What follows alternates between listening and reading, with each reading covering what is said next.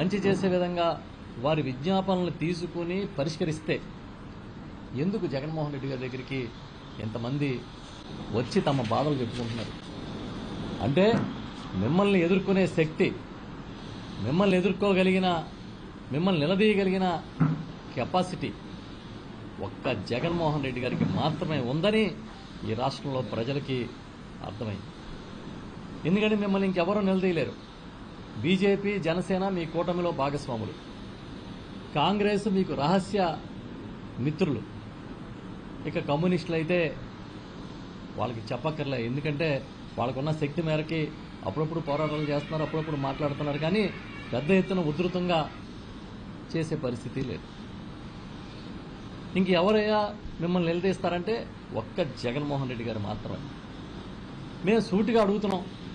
మీరేదో ఈ మధ్యన మీడియాలో చూసా, 3 ప్రాంతాల్లో 3 సభలు పెడతాం, సంక్షేమానికి ఒకటి, అభివృద్ధికి ఒకటి అని చెప్తున్నారు.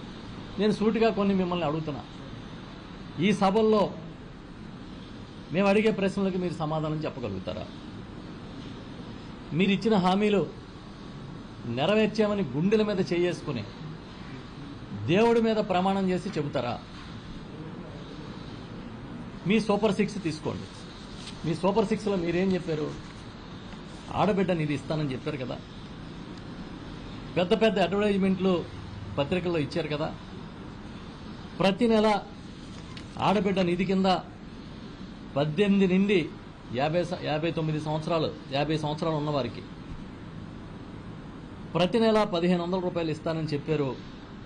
అమలు చేశారా అని అడుగుతున్నాం. మీ నిరుద్యోగ భృతి నెలకి 3000 ఇస్తానన్నారు కదా. ఇవాళ వరకు ఏ ఒక్క నిరుద్యోగికైనా భృతి ఇచ్చారా? ఇచ్చామని మీరు గుండెల మీద చేసుకుని చెప్పగలుగుతారా? లేదా మా జగన్మోహన్ రెడ్డి గారు ముఖ్యమంత్రిగా ఉన్నప్పుడు సచివాలయాల్లో ఏ విధంగా అయితే లబ్ధిదారులు జాబితాలు పెట్టారో ఆ విధంగా ఇదిగో ఆడబిడ్డ నిధి లబ్ధిదారులు వీళ్ళు, ఈ గ్రామంలో నిరుద్యోగ భృతి పొందిన వాళ్ళు వీళ్ళు అని మీరేమైనా పెట్టగలుగుతారా? మీరు 50 ఏళ్లకే బీసీలకి, ఎస్టీలకి, ఎస్సీలకి పెన్షన్ ఇస్తానని హామీ ఇచ్చారు, గుర్తుందా? ఉంటే అమలు చేస్తారా లేదా? చేస్తే ఎప్పుడు చేస్తారు? చేసేసి ఉంటే, అది కూడా చేశామని మీరు భావిస్తే ఎంతమందికి ఇచ్చారు? తల్లికి వందనం అన్నారు. జగన్మోహన్ రెడ్డి గారు ఇచ్చిన అమ్మఒడి పథకాన్ని కాపీ కొట్టారు. కనీసం పరీక్షలో కాపీ కొట్టి పాస్ మార్కులను తెచ్చుకోవాలి కదా. జగన్ గారి పథకాన్ని కాపీ కొట్టి అమ్మఒడిని తల్లికి వందనం అన్నారు. ఆయన ఒక్క పిల్లాడికే ఇస్తే ఎంతమంది విద్యార్థులు ఉంటే అంతమందికి ఇస్తా ఉన్నారు.